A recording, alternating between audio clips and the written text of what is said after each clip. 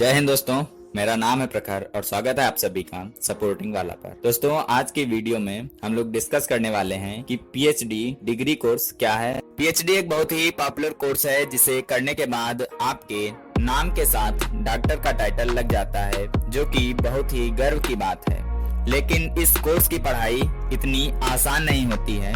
इसके लिए आपको काफी मेहनत के साथ सब्र की भी आवश्यकता होती है। इस डिग्री कोर्स को आप डायरेक्ट नहीं कर सकते।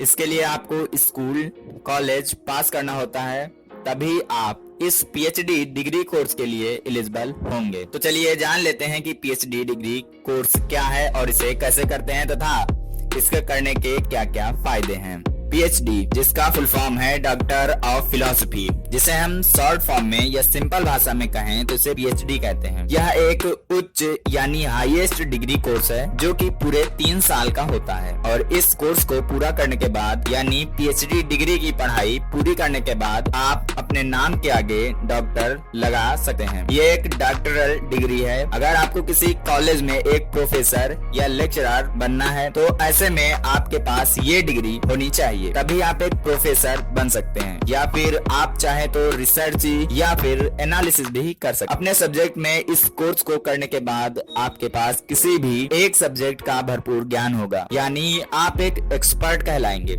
लेकिन पीएचडी करने से पहले आपको किसी भी सब्जेक्ट में मास्टर डिग्री पूरी करनी होगी जिसमें भी आपका इंटरेस्ट हो और उस कोर्स को अच्छे से ज्यादा मार्क्स लाए। पीएचडी कोर्स करने से पहले आपको ये बात ध्यान में रखनी है, जिस भी सब्जेक्ट में आपको इंटरेस्ट हो या जो भी सब्जेक्ट में आपने 12th पास की है उसी सब्जेक्ट में ग्रेजुएशन पूरी करें, साथ ही मास्टर डिग्री भी उसी सब्जेक्ट से पूरी करें ताकि आपको पीएचडी में किसी भी तरह की प्रॉब्लम ना हो। अगर आप शुरुआत में एक ही सब्जेक्ट में इंटरेस्ट लेते हैं तो पीएचडी में आपको काफी मदद मिलेगी। तो चलिए आगे हम लोग देख लेते हैं कि पीएचडी के लिए क्या क्या योग्यताएं होनी चाहिए। तो सबसे पहले आपके पास ग्रेजुएशन की डिग्री और मास्टर डिग्री होनी चाहिए और वो भी कम से कम 50% या 60% मार्क्स के साथ। ये परसेंटेज अलग अलग कॉलेजों में अलग अलग हो सकते हैं। तो चलिए अब आगे हम लोग पीएचडी को कैसे करना है इसे स्टेप बाय स्टेप समझते हैं। तो सबसे पहले आपको 12th क्लास तक की पढ़ाई पूरी करनी है। उसके बाद ग्रेजुएशन के लिए अप्लाई करना है और ग्रेजुएशन की पढ़ाई पूरी करनी है। जैसे ही आप 12वीं पास कर लेते हो, इसके बाद आपको जो भी सब्जेक्ट या फील्ड फेवरेट है यानी कि जिस भी कोर्स के लिए आप पढ़ाई करना चाहते हैं उसके लिए एंट्रेंस एग्जाम दें और एग्जाम क्लियर करके अपने ग्रेजुएशन डिग्री की पढ़ाई पूरी करें। जिस भी फील्ड में